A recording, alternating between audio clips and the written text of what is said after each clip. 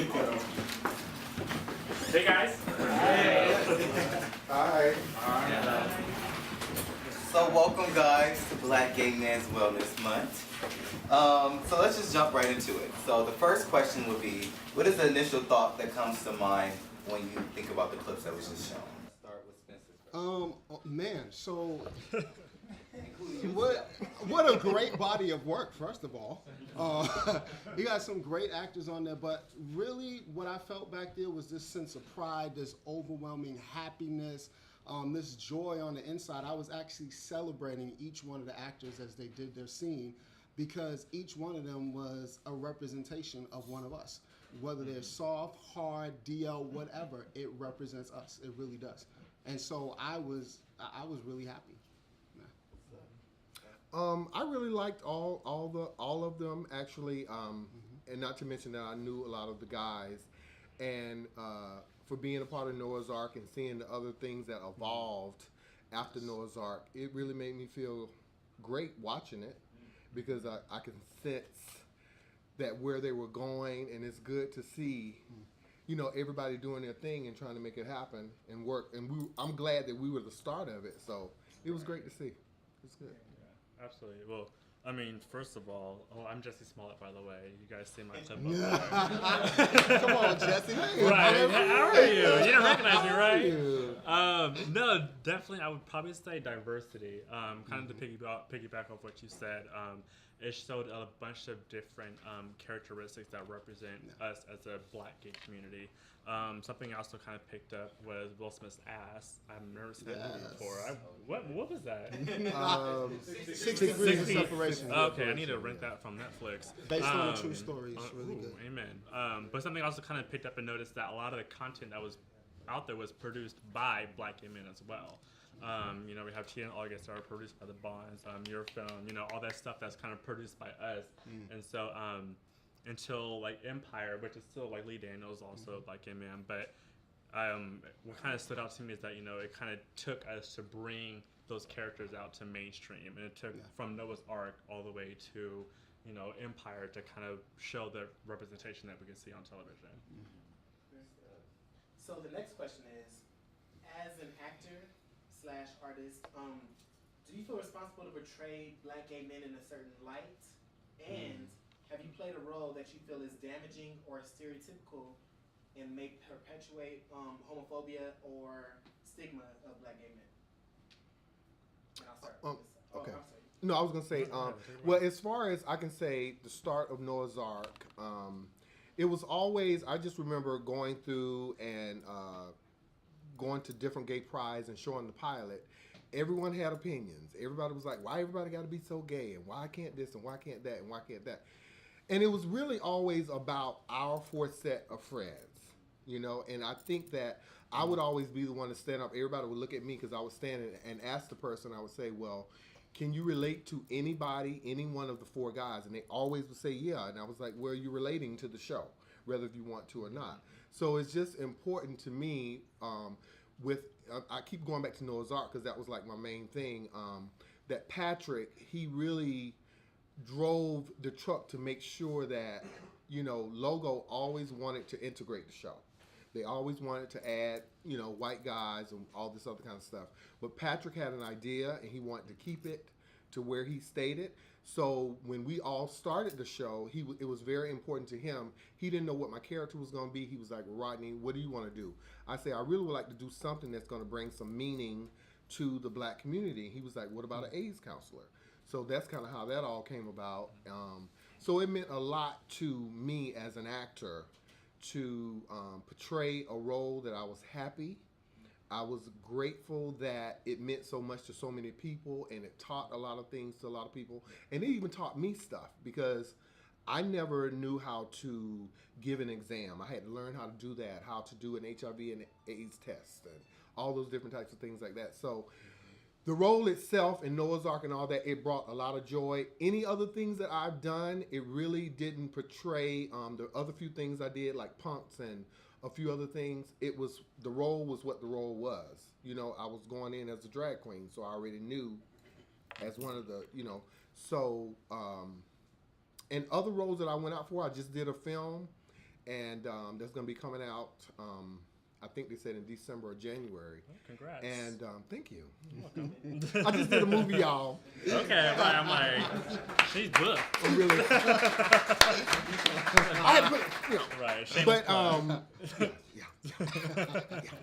plug. but it is. I mean, I do obviously play a gay character, but they said that I didn't have to be overly feminine. They just wanted me to be a gay character. I was the lead actress's best friend.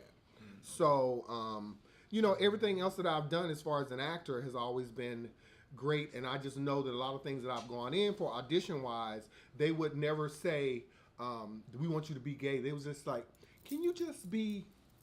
Yourself. Yeah. Can you just be... can you make it bigger?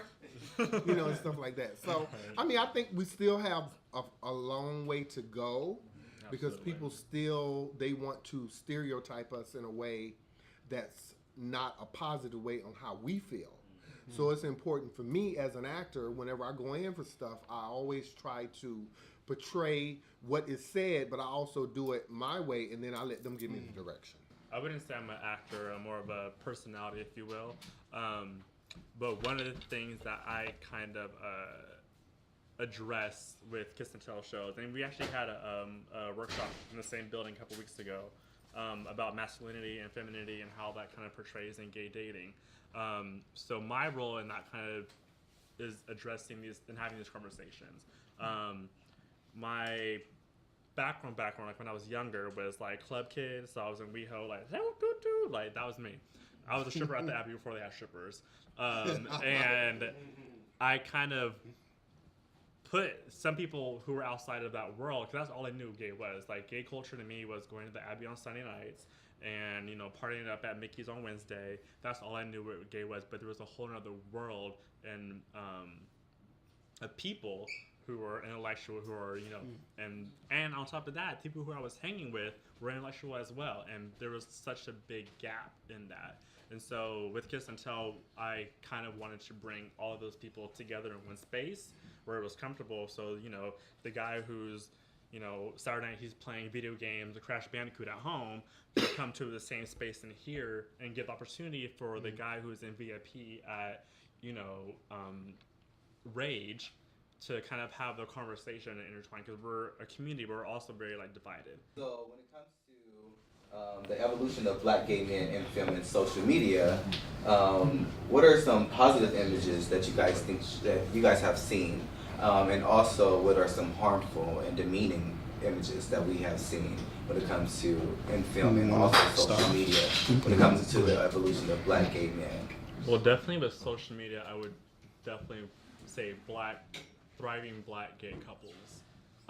Just because if you're a black gay couple, especially if you're married, you're an instant celebrity. It's just like, wow, you did it. And it's just this phenomenon. And like Juan and G, the Bonds, it's the instant sensation. And the way I kind of digest it is very black and white, because it's wow, that's really dope. But it's why is that such a special thing? That's so unique to our culture. As far as negative goes, probably the promiscuity. If I go to my Instagram and I look on the adventure page, or the search page, and I just see torsos and bodies, and I'm just why does being black and gay, or just gay in general, mean shirtless strippers and jock straps? Why is that what I'm saying? I don't understand. I have to agree with that. I'm although I do like looking at it. Just saying. Y'all like looking at it too. I like it. Don't worry about that. But Why is that the only and- thing I see? I have to say this though, as far as negative images, and I'm talking strictly from television, film, web series. For me, there is no negative image of us, because they all really depict who we are. Some of us as individuals, I looked up there and I saw so many people I know. I saw friends. I saw my, just watching it now is different for me because of where I am in my life. I'm 45 years old. I'm very comfortable being a gay black man, You're same 45? gender, 11. Yes, I am. Thank you. I do look good. I know. But they have great lighting here too. It's all about lighting. Lighting is great. And so seeing, like, looking at, I mean, so what I did is I went on a binge and I just like watched like all these web series and all these shows. I watched Meet and Greet, and then I know, do y'all remember LA Complex? Remember the rapping brother that was on? Whoa! Woo. I know some people saw him as negative, but guess what? That's one of us. Like, he represents who one of us was. I remember being in that stage in my life. I think that I agree with you, Spencer. We have to look at the whole thing. I guess this whole Caitlyn Jenner thing and all that, and then that made this big thing. It just blew up everything. Like my sister, Lauren just blew it out the. You know what I mean? So,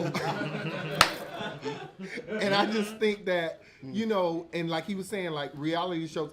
I see that there is positivity there. Okay, but like a lot of the reality shows, the guys like Lawrence and Derek J, they sitting up there in heels and lipstick with no wig on. I mean, but the thing about it is, I mean, my point to it is like, and now I'm looking at, because I watch reality shows a lot, and I'm looking at some of the other reality shows. They now have all these guys like on the hair clipping show. There's this other guy coming on telling us, well, girl, and everybody, right? Everyone. So it's pastels galore. I mean, I guess my point is, from where it all started and what we're doing, it really is, I think, good, as you were saying, that we are seeing people stepping out and doing their own thing and making it what we feel like it should be. Because if we leave it up to the networks or whatever, it'll turn into, a circus. Because I'm not going to run down the street in a wig and, well, no. But anyway, but I mean, no, but I mean, it really is a lot. And I think like everybody's making this big thing about the whole Caitlyn Jenner thing and then what she's done and what she's done for the community. Hubble. But I mean, I still can appreciate us as black gay men, and we're starting our own thing and doing it like DeAndre. Like they came up right after Noah's Ark with DL Chronicles. Right. Yes. And we were so supportive of them, and Maurice Jamal and all these people like that did. And Maurice did gay films, and he did straight films. So it's great. The question is, if you could control the roles written for black gay men and portrayed by black gay men on TV and also in social media, what would you create? That's for each of you.